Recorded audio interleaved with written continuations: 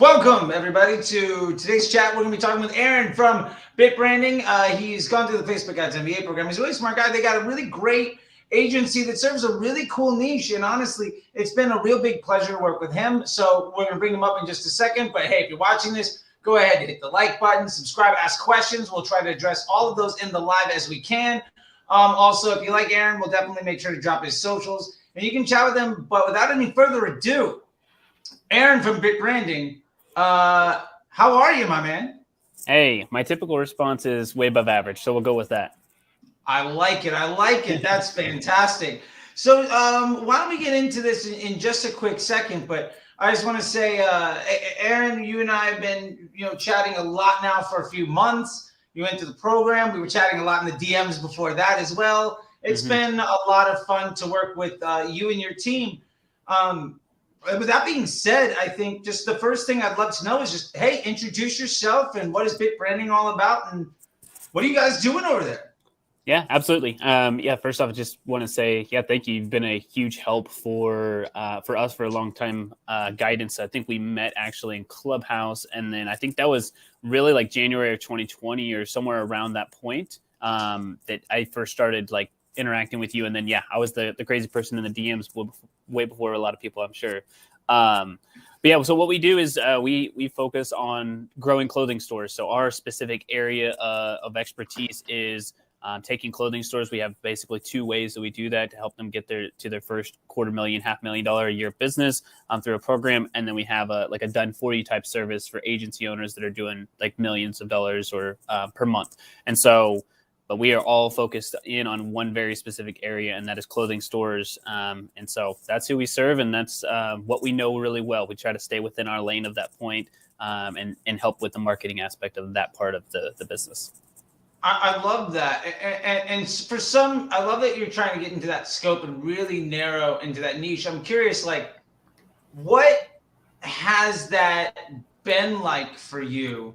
In that world, like, what was it like? I mean, when you guys started, obviously there was probably taking on a lot of stuff, and then you really found what you're best at. But what is the last, like, I don't know, year and a half, 2 years really been like for you in that specific niche? Because has a lot of its own problems. Yeah, absolutely. So we served a lot of different people, like I think most agencies at this point. So we're getting ready to have February will be like 7 years that we've been in business. So we served quite a few people and quite a few different capacities. However, we really made the decision. We worked with clothing stores before, but we made the decision to go exclusively e-commerce in December of 2020 and then go all in on clothing stores. But there's been ups and downs, but honestly, I feel like we have a better grasp of it now, even though there's so much fluctuation because we're in it every single day, right? If a CEO steps down of a major company that clothing stores are using, i.e. today, right, then we know about it and we're able to kind of pivot and see things ahead of time versus trying to be a jack of all trades. You miss a lot of things. So there is a lot of fluctuation. It's a little crazy. There's expectations that are, the people have touted online forever. And 2021 was just literally the anomaly of the internet. And so they base numbers off of that. So we've had to combat that and just kind of go back to real data. And you've helped a lot with that of just being realistic with our clients and then ourselves. But I think because we've narrowed in on a specific audience, we could talk the language to them and they felt comfortable and trusted us. And we actually did know what we were talking about. So it's a sphere of influence for not only our internal team, but people externally as well, just to build that trust. Yeah, I think that specialization is something that is a luxury that you get to. And I think that it's such a great place to eventually find, I always tell people, would you rather be the brain surgeon who's needed and gets paid a lot, or probably work a little bit harder and be like the person in the ER that has to do everything? One of those pays better and is a lot less stressful. And that dichotomy exists throughout everywhere. I'm curious, how did you all find yourself in the space of clothing retailer and boutique shops and all of that? Because that is a unique a niche to really dive into. And to be fair, you're crushing it in that spot. But how did you get there? Yeah, our very first client was my English teacher from 8th grade, and she was a retired teacher, and then launched a boutique. Had no clue what she was doing. She's very good at like putting together outfits for women, and then we just helped her grow that. And we were looking back at it, it's like, what do we actually enjoy doing when we're serving people? It's like, we want to have them have results, see results, and then the impact that they can have, but also what do we enjoy doing, right? And then how can we see like real feedback from our clients as well, which is where like the Shopify and like the instant sales come in, versus like a lead generation, right? Where we have to rely on a sales team that isn't necessarily anything to do with the marketing. So we look back at our like the clients we enjoyed the most, that were the least headache, and then had the most success. And we like started to really think about it and said, okay, these people actually are the ones that we can serve, we can make an impact with, and then we actually enjoy doing. So it was that Venn diagram of like, what are you really good at? What do you like doing? And then where's the client results? And then we just put those together, and that's really how they came about. Yeah, I think that's fantastic, because I think everybody's got a bright idea until they go out into the world, right? And I love that you guys were really able to find that space. I'm curious, like, you and I started chatting, I think, yeah, on Clubhouse, like forever ago. And I mean, like, I feel like that was another lifetime ago. That like the Clubhouse rooms are just hot fire for like a good bit. I know some people are still like real all about it. I mean, cool. It found its, water finds its level. That being said, like, what were some of the struggles that you were having at that place, and what has it been like to kind of grow and solve some of those problems, like, over the last year or so? Yeah, I think the biggest difference for us was like as we started to scale in our ad spend, whenever things started to drop off, right? Like we used to go after interest targeting or even like a lookalike audience or behavioral, which still did really well. But once we got to a certain level of spend, like there was diminishing returns, and we just couldn't crack the code on like, why is it that we can't outspend this problem? And our creative was decent, but we had exhausted audiences. And then with the boutique world is a very unique world in general, right? So we work with all types of clothing stores, but the boutique world, it's very fast fashion for most people. And so the items sell out before the platform ends up learning how to understand your audience, or if it doesn't understand the audience, that product has now been sold out for a very long period of time. And so the client gets upset because they're like, hey, wait, this dress that you're talking about here that, a million people want is no longer available because we didn't buy very deep in it. So it was a supply chain issue mixed with like data from Facebook. And then how do we find the right combination to be able to scale long term and keep ads running that are still profitable without running into varying degrees of fluctuation with the budget or with bids or anything like that. Yeah, I'm curious with that. Like, I mean, I feel like I've got a pretty good answer on that, but I feel like, would you be willing to share sort of like, hi, Inez, like, what have you done to really kind of combat that issue of, I'm running ads where this product is going to sell out, but I still have to promote the store? Like, what is that execution actually looking like for you, especially in this boutique space? Because it's not just boutique clothing; it's also drop businesses that work on the drop model. There's so many things. People can apply it to Black Friday and reducing inventory. I think that lesson is tremendously and universally applicable. Yeah. So what we've done is we've also trained. So one facet is we've trained the people that we work with to, as we begin testing, right? So we use dynamic creative ads as testing. And so multiple different assets of creative, what works. And then once we find like what works as far as creative, and we believe that, right, and this is still a, educated forecast or guess, we buy deeper in a certain area. And so there is more stock of something. Not everybody has that luxury, but that is what we suggest for that period. And then we sell by category. So you may be interested in athleisure. Well, this piece of athleisure may not work for you, but we do have a whole line of athleisure, and we send it to an athleisure page. And we just always have categories that are in stock. The other thing that I think has really been helpful is we also use a lot of images or videos that are more evergreen. It's promoting the brand, it's promoting a lifestyle, it's promoting a culture, it's why you should engage with this company versus an individual product, right? So DPA ads or display ads, like they work and they'll definitely get somebody to purchase, but we're looking to, as a smaller business, we're looking to get people to buy into the human behind the brand And so evergreen content or lifestyle or collection type shoots, or where it's like when I say collection, I guess is very jargony, a whole category of clothing is promoted. Like we have a client who just did like a Fort Worth at fall, right? So it's Texas, Fort Worth, and it's fall, and that's their collection that they dropped. And so it's a whole line, right? There's 20 to 50 different pieces that are dropped there, and 5 or 6 different videos that promote the whole line. And it's just a lot of different variations. So it sends people to one page, lets Facebook learn, gets the people interested in the brand, and then it's just also engaging content. I think that's tremendous. And I think far too many people, one of the issues is folks try to focus on selling one product or one thing. And believe me, I'm a big fan of the hero product. I tell people that's absolutely, but the hero product can also be the collection.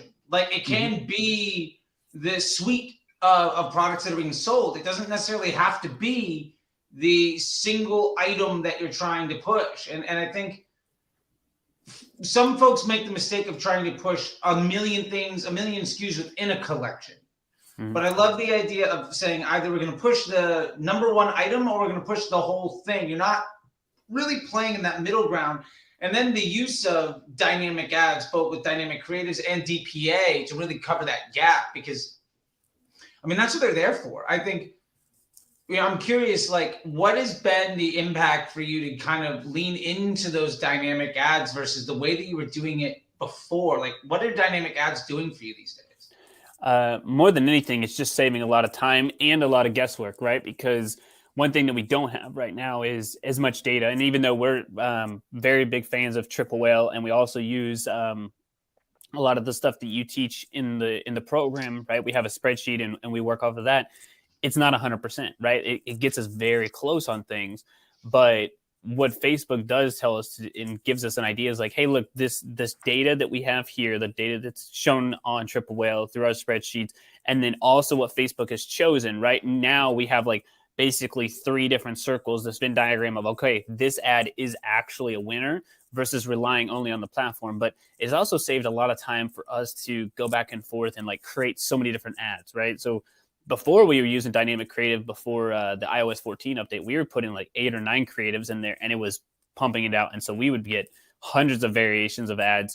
Now we're not doing that as much. We're using a lot less, more so 3 types of creative, but it's still speeding up the process to run ads and to get creative out there with keeping it fresh, and then also getting the data that Facebook needs to be able to make a better decision.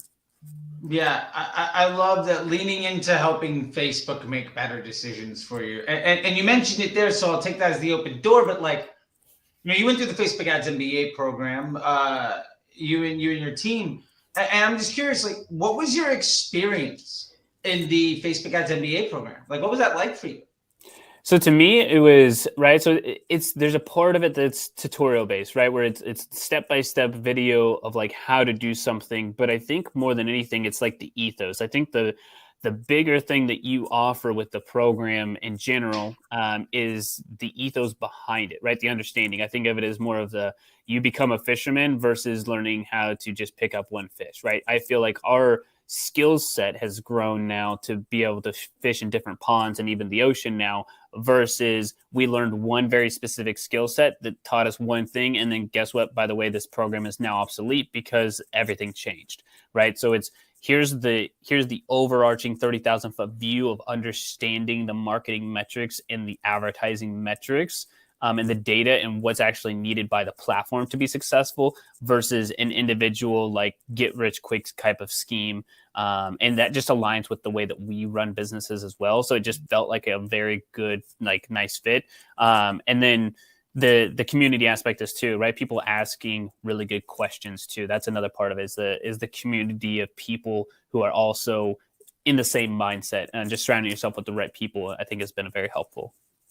Yeah, no, I love that. I think you touched on a lot of things there that I find a lot of pride in. One is that standardizing the process, and making sure that you've got the support for the thinking.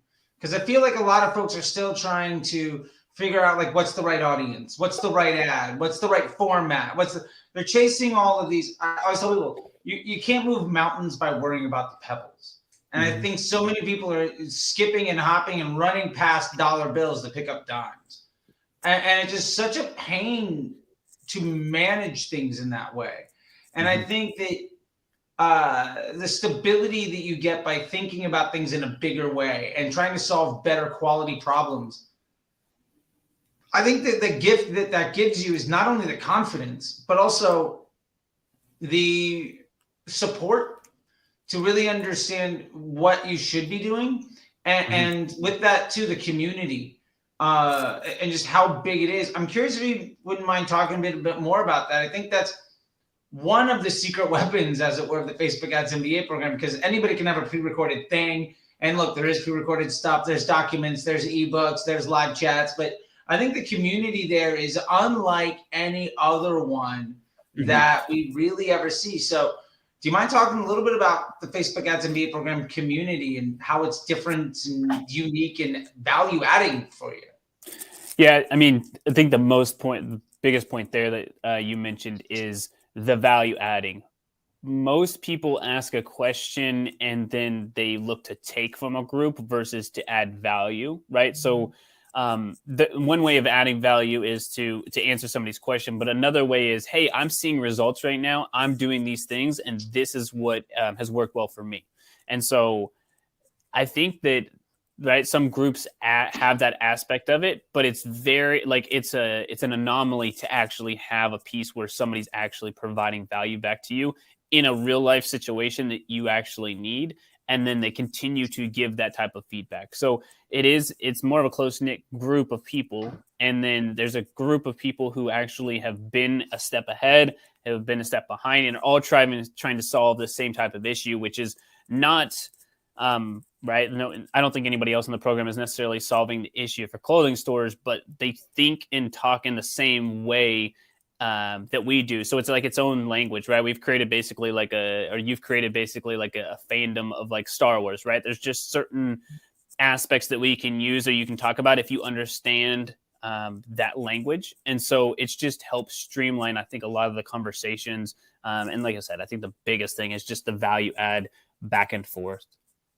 Yeah, I think that value add, the back and forth, that exchange, what I always try to tell people, and I think that you're kind of touching on this too, is there's a lot of communities where you get people that will pop in with something like, oh, I got 5x ROAS, let me tell you how to do it. Well, that's nonsense. That also doesn't matter. That lacks so much context, and I don't care. Yeah. Or they're trying to sell you on something. Or they're asking questions that are either so far above or so far below where you're at, that like the answer to that question is, well, first off, everything you're doing is wrong. And like, we need to completely change stuff. Like, not wrong, but it's different. Maybe it's wrong. Maybe it's not. But like the fact that the community that we have has that shared language and that shared culture and that shared ethos, where it's, here's the process, right? Here's like 9-10 steps. I'm stuck on step 4. Can somebody help me with that? Like, that is a problem and solution exchange that is, I think, so much more valuable and so much easier for people to extract actionable insight from. That's just what, for me at least, feels like sort of the unfair advantage of being in that community. Plus, the fact that there are experts in their field in so many different things, right? Whether it's creative or copy, clothing or insurance, just business development, so many millions of things. Everybody kind of comes A+ at something, but we all have gaps. And I love being able to lean on the strengths of so many people in the community that are a lot better than me at a lot of things that I won't even begin to pretend to be the best person in the room at. Right. Well, I think something you mentioned there too is and I actually equate it to whether you love him or hate him, right? Everybody is aware of Dave Ramsey in the baby steps, right? So it's like you mentioned, like, here's the 10 steps, right? They have the baby steps. So here's the 7 steps. So and whether you like it or hate or whatever, the method works, right? It's almost $1 billion company, and I think that's one thing that you're right. Like, we know the process within the community and within the program, and so if you have a problem with step number 1, then here's the solutions. And oh yeah, by the way, that there's been 20 other people who have answered this exact question for step number 1 that you can go back and reference to, which is just a plethora of knowledge and also just saves so much freaking time. Yeah. And I mean, the time savings alone, I think what we're getting out of this more than anything is, one, there's that great curriculum that helps you work through everything. Mm-hmm. But if you're stumbling along the way, there's an extremely high confidence resource to get you highly actionable insight and answers to important questions quickly, in a way where you can also ask for feedback and adapt what you hear to fit what you do. Mm. And I mean, I'm in a lot of, like, if you saw my Slack, it's obnoxious, like how many things I'm in. And like these little groups and stuff, like, I don't see that anywhere else. And I'm not trying to, talk anything about anybody else, but I love it. And to be fair, like, I do go in and answer all the questions, but it's gotten to the point where before I even get to answer the question, half the time it's just like, oh yeah, they got it right. Like everybody's so on top of it that it's this like living organism, and it's fantastic. I'm curious from your perspective, having somebody that we were chatting in Clubhouse, and then a lot of DMs for like 3-4 months. I feel like 5-6 months we were chatting back and forth. And by the way, I get the answer to everybody. I'm always willing to help out. If people have comments, questions, like, it is me. I do respond, and I'm pretty active there. But I'm curious, like, what it was like then to what it's like now. How is the work-life balance or confidence or ability to deliver or scope of business, like, what is the everyday differences that you could really put into what is, basically the gifts that you've gotten out of it that are much more than just, I went and watched some videos? Yeah, absolutely. So, right. And I also like to give context here. I'm probably maybe like some, or maybe I'm an anomaly here, right? Where I get into a cycle of just trying to obtain so much knowledge, right? But knowledge without action absolutely means nothing. And actual action is really where like the rubber meets the pavement at that point. So I just want to clarify that and say, like, I've consumed, probably $100,000 worth of content and courses and programs and things, just like probably many other people have. But the one thing, like I said, I mentioned earlier, is that it gave a new ethos, right? So I feel like, okay, I've spent, a decent amount of money on Facebook ads and whatever else, and I've had a certain level of success, but I got to a point where, like, there needed another level. And so that next level, what it did was not just tell me how to understand a system and how to understand how our team can understand a system, but how can we do it more efficiently, right? It's kind of like the electrician who comes in and they spend 5 seconds fixing an issue, and you're like, look, I spent 2 hours on this, and you're going to charge me $200 to do this. Why did it cost so much? Is because you needed me for that 5 seconds. And so that's really where we're at with the ad space. Is we charge a premium for the service. And then, like I said, we've built a program for people who can't pay that premium. But we can charge that because the results are there and we do it more efficiently. So long answer short is, like, we spend less time in the ads manager, which allows us to create better creative, which is honestly what I enjoy the most, what our team enjoys the most.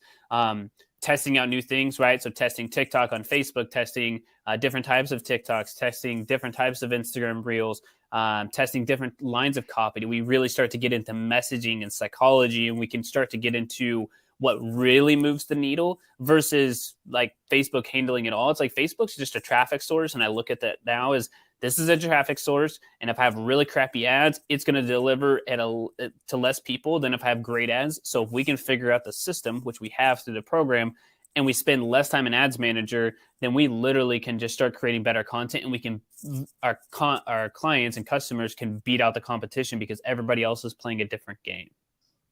Yeah, man, I think you said that so well. The ability to beat out your competition because you're playing the better game. Like, I think that's brilliant, the way that you phrase that.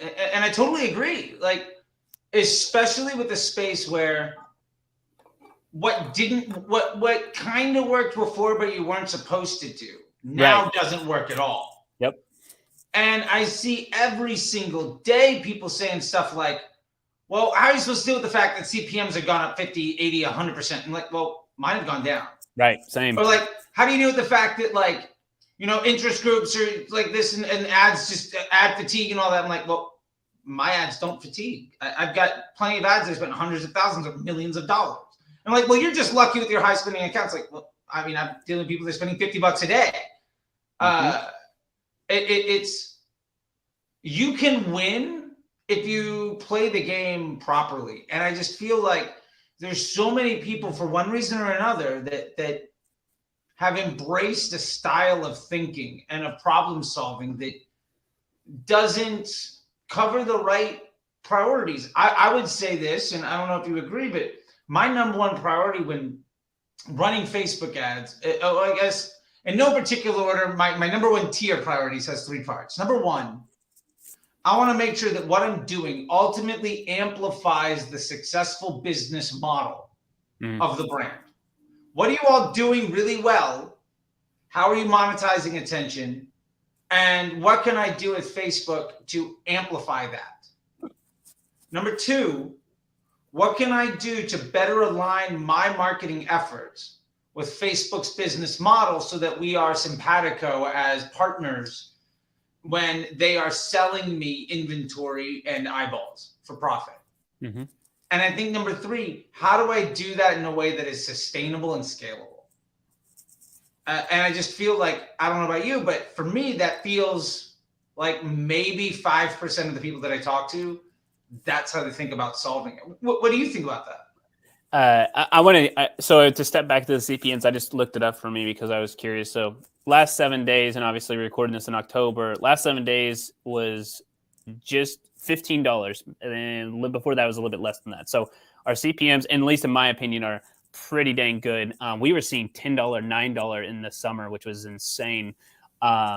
Even one of our clients had $8 for the month of July, which I know is a little bit lower. But so that CPMs have been the same. And actually, they were more for us in 2020 than they are now.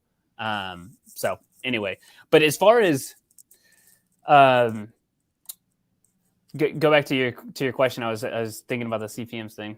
Yeah. So the point of it, like the three things that I'm prioritizing, which I feel like is just wildly different than how other people are playing the game.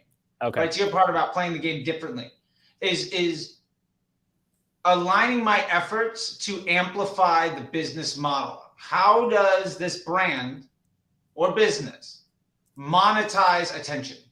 And then how do we use Facebook to amplify the ability for them to do that? Number two, how do I make sure that what I'm doing on a daily basis more aligns my marketing efforts with Facebook's business model so that we can become good business partners so that I get higher quality inventory and lower costs, and I can reach more people for cheaper that are higher. I can get a higher volume of higher quality folks to see my brand. And then the third thing is, how do I do that in a way that reduces my workload so that I can spend more time trying to solve higher quality problems like landing page optimization and inventory and cash flow and all of these other things? So like, that's how I'm playing it. And that's sort of the question of, is that how you're seeing it, or how are you seeing other folks? Because for me, that represents maybe 5% of the people that I talk to. Yeah. 5% sounds very liberal in that statement, because most of the people that I talk to believe that Facebook is their savior because Facebook was really good at running business models for a very long period of time. So it was like nobody trusted Facebook, nobody trusted Facebook, nobody trusted Facebook. And then, Facebook, by the way, will absolutely blow up your business. And then, right, they didn't have a good business model, and then they blame Facebook for that. So it's like I got a lot of people on both sides of the spectrum. Like, Facebook doesn't work, and hey, I made everything work before. And so there's both sides of it. But most people that I talk to, they believed that Facebook was their issue. And so it's just a constant conversation of saying, like, you have to have a very good business model, and then you have to have a very good product and really good customer service, right? We cover like 5 areas for us, right? You have to have a great website. You have to send traffic to it, which is, predominantly Facebook. We do play around with TikTok and Google, but predominantly Facebook and Instagram. You have to have profit. So we use email and SMS for profit. The fourth piece is customer experience, like your packaging, your shipping, your live selling, all of those things that make up a good customer experience. And then you have organic, right? So testing out creatives, influencers, and then just actually like Google ranking, like all those things make up a business, right? And I think that a lot of people within the last 10 years, right? I'm just talking at this point because this is not my first business, but in the last 10 years, have created businesses on the back of social media and believe that that's a business model versus going back to the principles of business, which is like literally make sure that you have something of value to give to a customer in the free market. And if you add value to them, guess what they're going to purchase? And that's a business model. And so that's the education that I have to do. And that's what, like when we teach our clothing store owners, like we talk about Facebook ads, but it's like, it's probably 20%. It's probably 60% of the questions, but it's only 20%. And I'm like, look, your ads, they're good. They're profitable. The problem is you have a returning customer rate of 5%. That is not a good business model. We have got to get more people.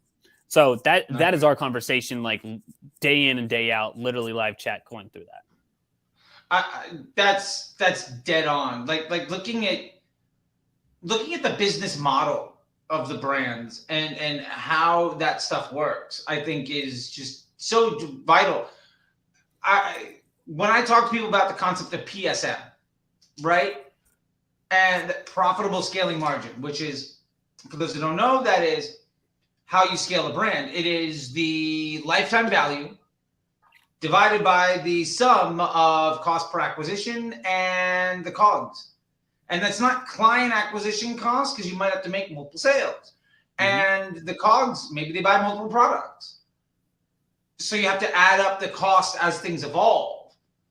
But understanding basically what is the profit margin per customer on their lifetime journey, which sets you up for planning for and forecasting future revenue. Like that's how you scale a business. That's how you really make things work.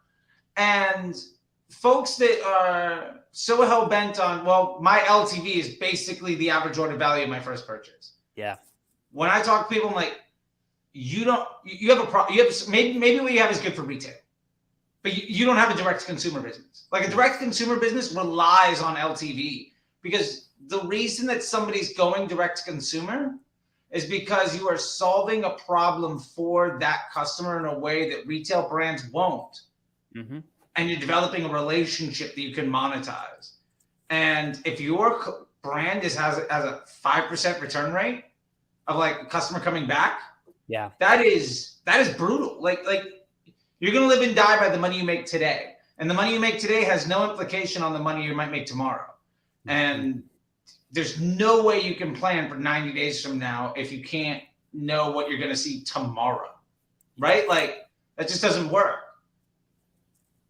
So like, I love that you brought that up, and I'm curious, like, how are you speaking to folks about that?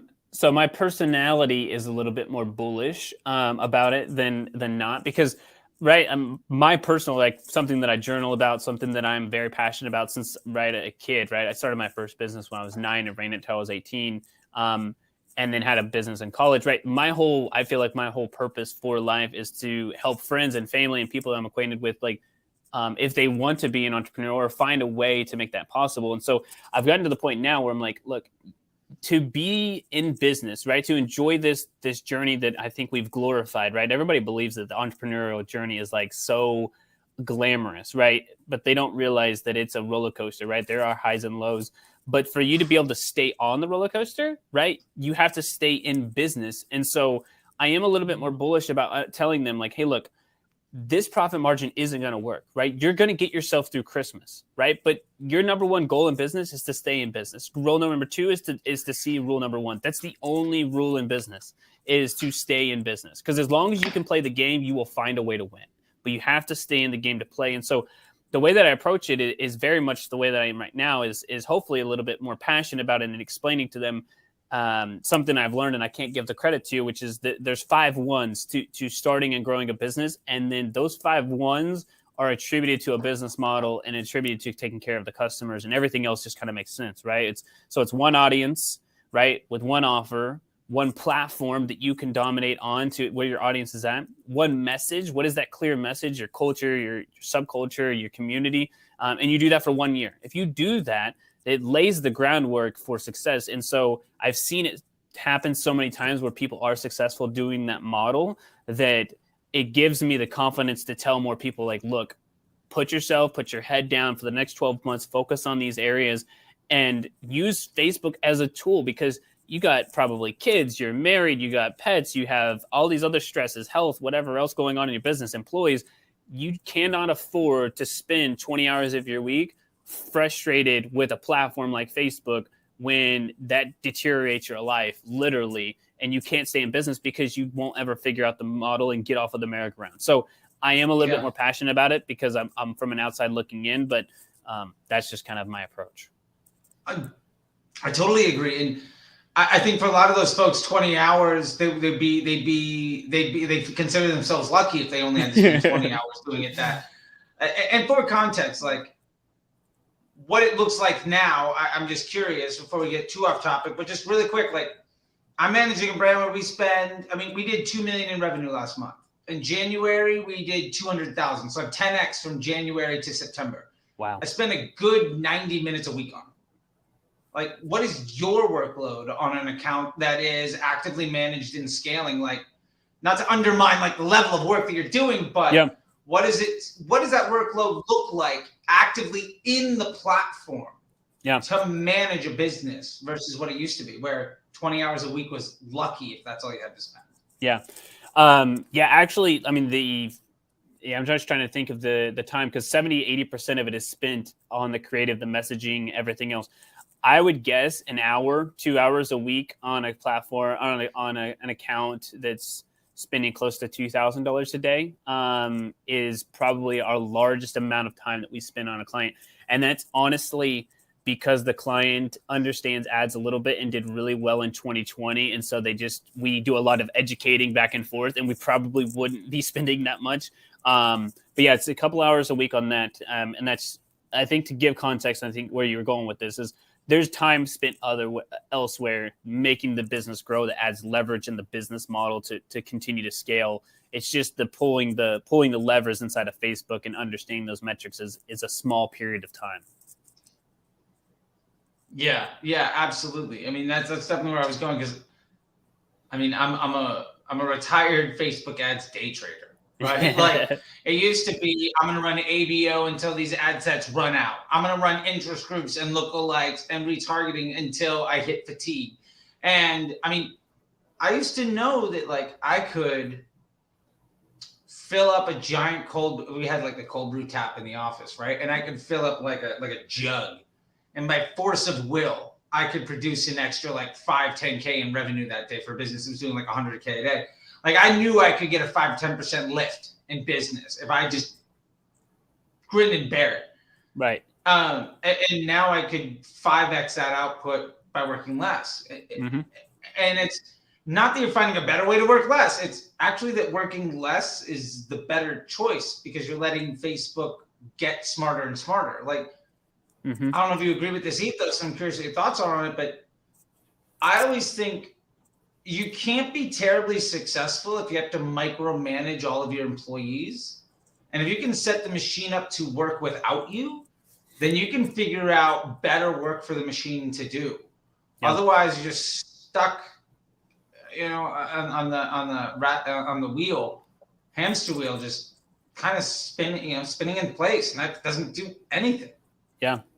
Well, I think I don't know where I've read it or seen it, but it's like, right, we're probably better off managing ourselves personally, like the account. But to your point of like delegating it, right? I don't need them to operate at 100% of what I do, right? Because if I have Facebook, right, it's going to operate at 70-80% of whatever it's going to do. And if I hire somebody to manage that, right, they can maybe operate at 70-80% of what I do. But if we have two people, now I have 160% of what I could do. They see things that I do not. Facebook works while I sleep. Literally, the platform does this while I sleep. So it's now using the tools and assets. And I used to be under the impression of like, no, like I have to guard this. I need to make sure that I'm the one here, because if I make it seem like it's that easy, right, then the clients or somebody's not going to pay me. But really, at the end of the day, and this is just for anybody, I guess at this point, is like, if the results are there, right, nobody has ever fired a client unless they've done something malicious or whatever else, because the results weren't there. It ultimately comes down to, if you're helping them grow their business in a profitable way, they're going to keep you on, or they may let you go because they do it in-house or whatever, or something like that. But for the most part, you are not getting let go because you're producing the results. So as long as you're producing the results, they don't really care how long you're spending in it. Because if you 10x their account, I don't think they care that you spent 90 minutes in the account that week. They care that they just 10x their business in the last 10 months.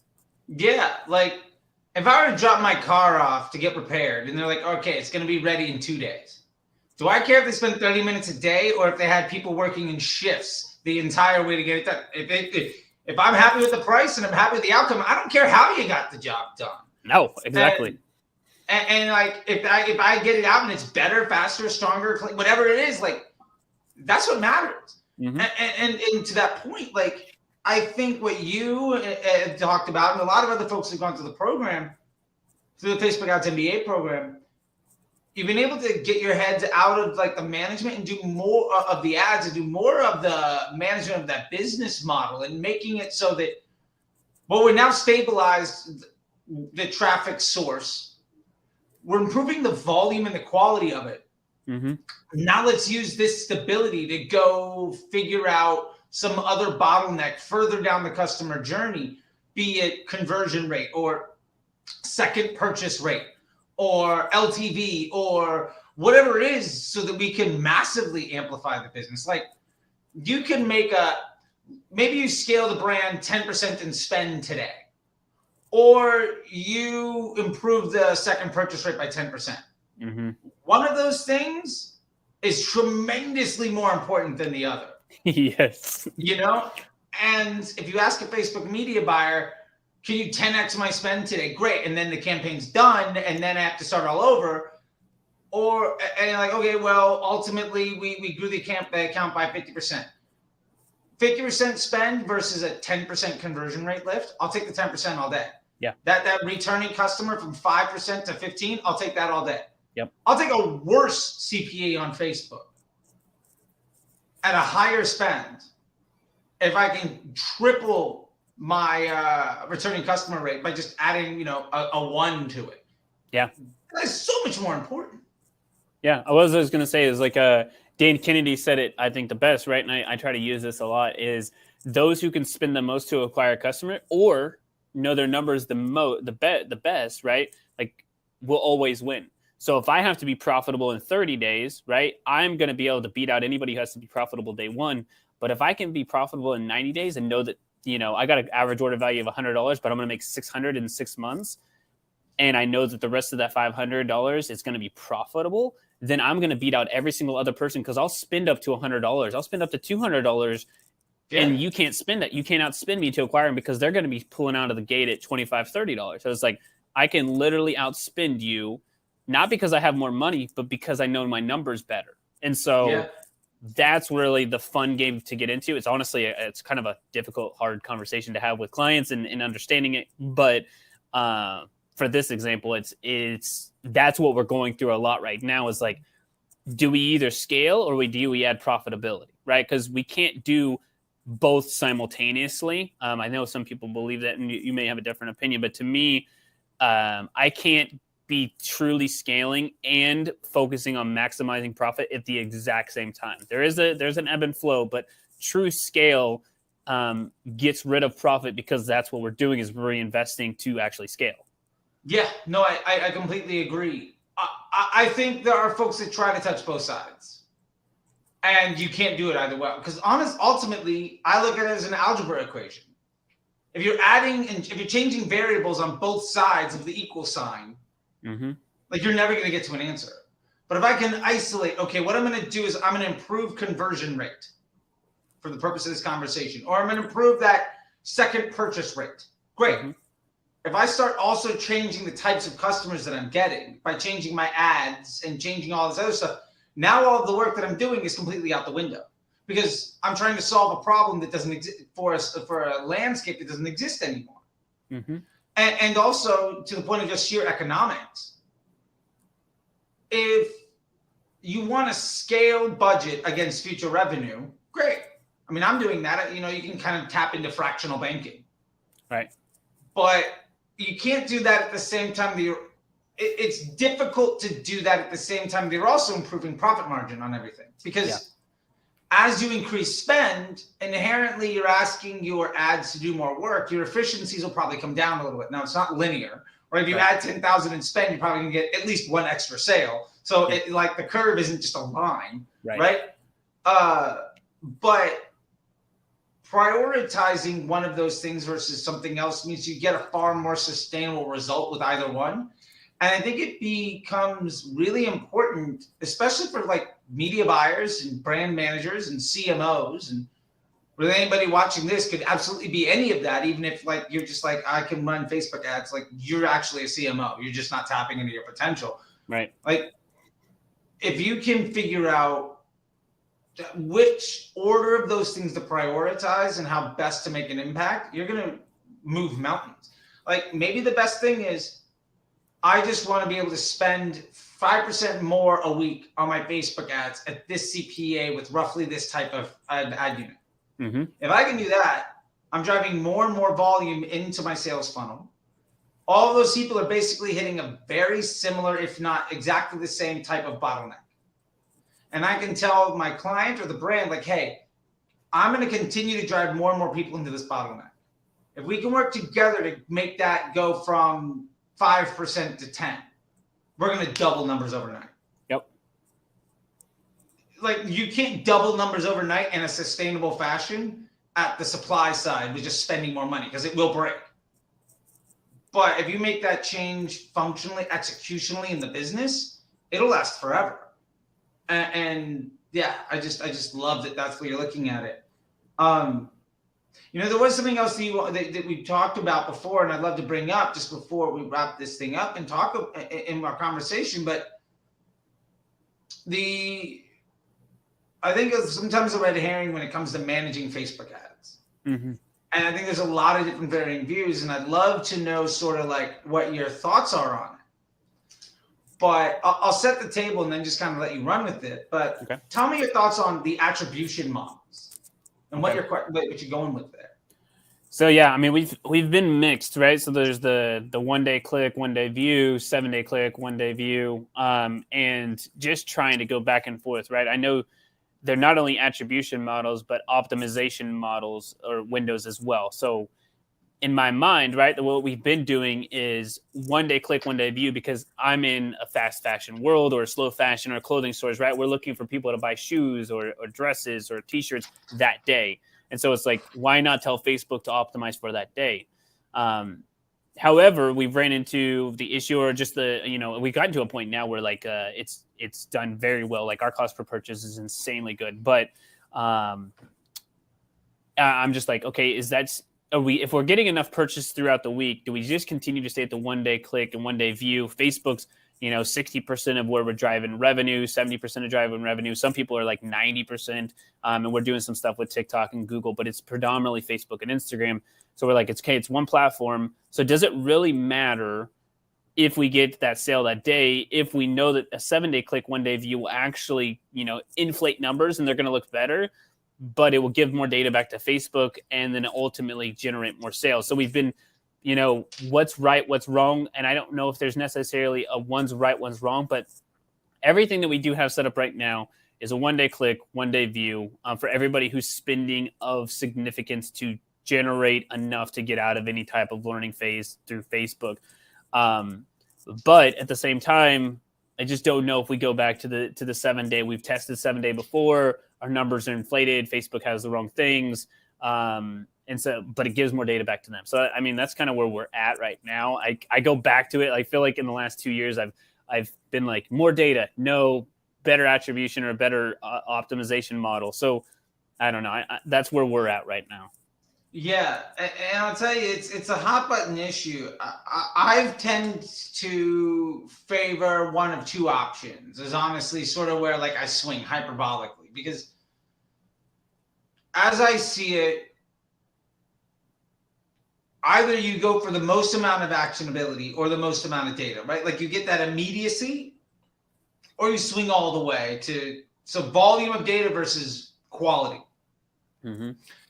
And so that looks like 7 day click, 1 day view, or just a 1 day click. And I think it really depends on where the business is at and what the needs are. And I kind of look at it like a curve, like a trend line with like some of a bump, and you can kind of go over the hump and you come back down. In ramping up, I really like the 7-day click, 1-day view, because you need as much information as possible just to get out of learning, get results, get information, whatever it is. I want Facebook to see everything because it can at least see who's buying and find me more people that are like that. Whether or not they're buying from Facebook, I just need as much data as I can. Mm-hmm. Then eventually the business gets so strong, you can go to that 1-day only option because you're just trying to capitalize on today's intent. And I feel like that'll get you to, that can get you to the next level of maturity. At some point, what I've found is as brands, you can kind of go over the hump and kind of come back down to a place where Facebook beginning is kind of the bolt onto the business and that initial 7-day click, 1-day view where you're trying to scale the business on the back of Facebook ads. Mm-hmm. And at some point, Facebook is like 89% of the revenue that you're making is coming directly off of that Facebook ad you're running today. What I try to get to businesses with is how do we make less and less a percentage of our overall revenue directly dependent on Facebook ads? So more email and search and SMS and customer journey and returning customers and all of that. Mm-hmm. When I round that curve out so that I'm now sitting at Facebook instead of 90% is like 45 or 50. Now maybe I'm still 10x my spend from where I started. Mm-hmm. But now Facebook is more of that business amplification instead of a direct revenue source. I kind of come back to the 7-day click, 1-day view because I'm using it more to say, I don't care where that sale comes from. I'm just trying to make sure I get as much information in the machine to drive the highest volume and quality of people into the machine that I know makes money. Yeah. Because I'm less reliant on a ROAS than I am on a profitable customer journey. And I find it's sort of in that's kind of the life cycles. It's 7-day click, 1-day view down to a 1-day and then back to the 7-day, 1-day is sort of like how I see things. I don't know if you notice anything similar or if that kind of tracks with your experience. Yeah, I mean, it is. That is kind of what we've told people from the beginning is like, you're just literally started your own ads account and you're starting ads. Like, yeah, definitely do 7-day click, 1-day view, get as much data as possible. And then we've switched to like, if we're spending anywhere above $500 or $600, we're doing 1-day click, 1-day view. I don't know I guess I got 2 questions from that. Do you think I should just do the 1-day click or the 1-day click, 1-day view is like keep that or get rid of the view part? I've always been a purist on the 1-day click if I can do it. Okay. Like if I can get away with the 1-day click, I'll do it. I find that I'm a bit more maybe binary in that like I'm either going to do the 7-day click, 1-day view or just the 1-day click. Mm-hmm.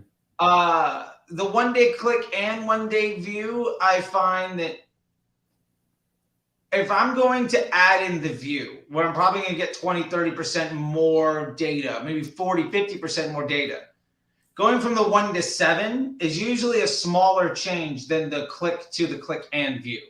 Got it. Okay. And so if I'm going to make that switch, I'm just going to go all the way. But again, there's, the concept of, is this more of an impulsive buy? Is this more of a, I've got enough people in the market right now?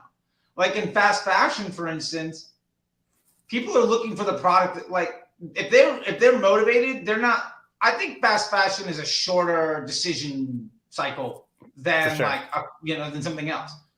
Like when I make fast fashion purchases, for instance, I something like, that's cool, I'm getting it. Yeah. I'm not waiting around and kind of deciding, you know what I'm saying? Like fast fashion is also a fast decision. It's like the gum at the counter. Yeah. Right. And in those cases, that 7-day, I don't know if that's going to really help. But if I know that I'm getting more stuff from email, more stuff from search and just other channels, the more I'm relying on other channels, the less I need that one day immediacy. Yeah. From that, then, so this is the only reason this has been brought up, because it's one of those things where the clients, when they come to us, right, they want to use Facebook as an acquisition only tool, which is almost impossible. You can't. I mean, Facebook, if it's good, unless you tell it not to do something, it is going to get in front of other people who may have purchased before. But what would you do in that situation where the client's like, look, I'm looking for a very specific platform to be very specific on acquisition only, so that they can figure out the parameters there? Because our cost per purchase, which is what we have scaled off of, we've scaled off of like cost per acquisition, cost per purchase. What is that number that we are profitable at, and scale from that period as long as it's within a range. But the customer cares about, what is my customer acquisition cost within Facebook? And I don't know if there's a way that you would approach that. If I'm only caring about acquisition with Facebook, how would I set that up, if anything, differently, or just tell the client, like, look, no, let's not do that?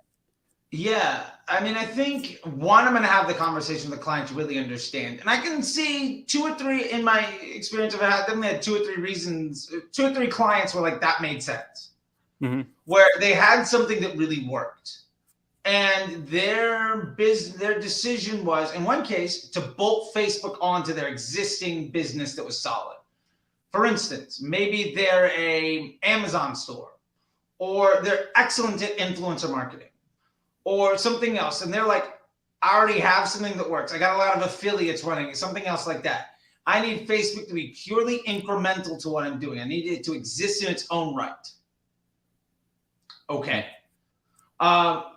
That's a situation where we've made the decision that Facebook is 5 or 10% of the existing business. I work with a SaaS company that like 98% of their traffic was SEO. And I mean, to be fair, they had like 5 million uniques. They were just running Facebook to be a little bit less reliant and kind of juice their SEO numbers. Cool.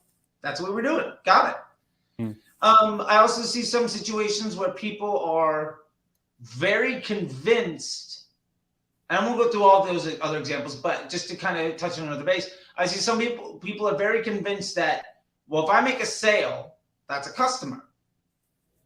And they're convinced like, well, I don't need to pay to acquire that customer twice. Yeah. Yep. And I find that there are actually very few businesses where that legitimately makes sense, because if your retention rate is like 50% of people buy again, okay, got it. Absolutely. But if your business is like, well, 10% of people buy again, most people don't.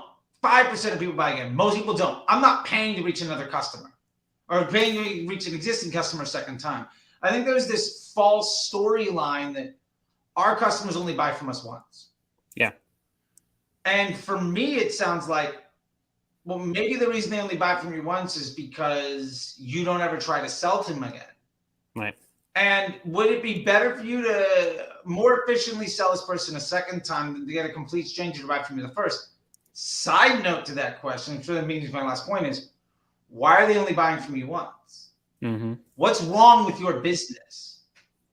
And I don't think people really look at that in that way. So I guess my point to that is, when folks come to me and say, I want Facebook to be purely acquisition, only first-time purchase, you can obviously exclude existing customers. You're never going to get that exactly right.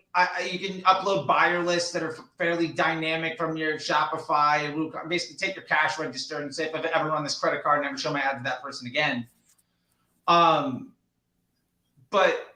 I don't know that.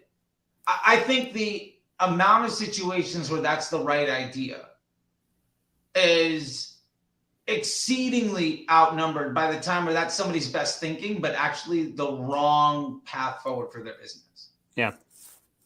So executionally, yeah, just take your cash register and basically make sure anybody that's ever run before can't see an ad again. But I really want to know from them, like, are we certain that we want to invest heavily and never getting an easy sale? Yeah. And why is that? Yeah, to give context, right? So I think this is helpful because it's a unique situation. So there's live social selling, which is like QVC for the internet or for your phone rather. And so it is a lifetime value machine. So thinking of your cash register, it increases lifetime value, and I don't know the percentage, but let's just say it's 40-50% boost because it's insane. And so their thought is if they come into our ecosystem and then they fall in love with us through live selling, because live selling, in our opinion, too, is the best thing since brick and mortar that you can do online, right? So I can walk you through and I can talk you through this T-shirt and the quality of it's 100% organic cotton. It's made in Turkey. It's the highest, finest materials and like why you should wear it, blah, blah, blah. They fall in love with the person and they come back for that person. And so they're saying, our retention and our lifetime value of a customer is obtained through that live social selling, not through getting them to come back and purchase in the traditional direct-to-consumer like website marketing world. And so that's why they're coming to us with it. And they're like, look, we're good at live selling. If somebody comes in, I have an 80% retention rate year over year, and my lifetime value is, $2,000. I just need more customers. I need more people in the funnel. And so that's why they're coming to us with it. And it's unique. It's very new, except for in China. It's actually very popular in China. But it's very new in the U.S. And so that's kind of the nuance that we're running into. Yeah, I love that kind of stuff. And I've been seeing a lot more of it. And to be fair, years ago, I used to do Facebook Lives with a comment to opt in, like chatbot, CRM growth thing to hit the drops. And like it was tremendous. And I think in this situation, I would maybe agree with it because the retention rate is so high and the repurchase rate is so high and your ability to sell. So at that point, Facebook is a lead gen platform. It's not a sales platform. Really, the purpose of Facebook in that case is I'm not interested about making sales. I want to make that live selling 10 times bigger. Right, because that's the fulcrum point of how that business model operates. Like that's how they make money.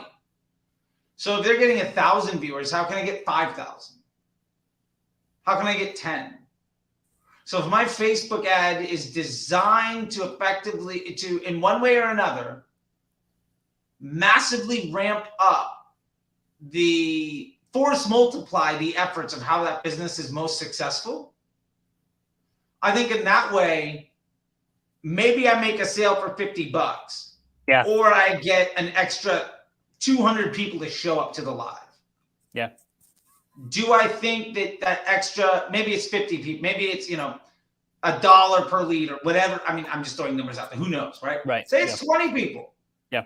Can you convert 1 out of 20 people? For sure. With your live selling? Maybe if you convert 2, it's probably way better than what I could do. Yeah. So my job is to make sure, let me get you 1,000 people for that live if you're only getting 100.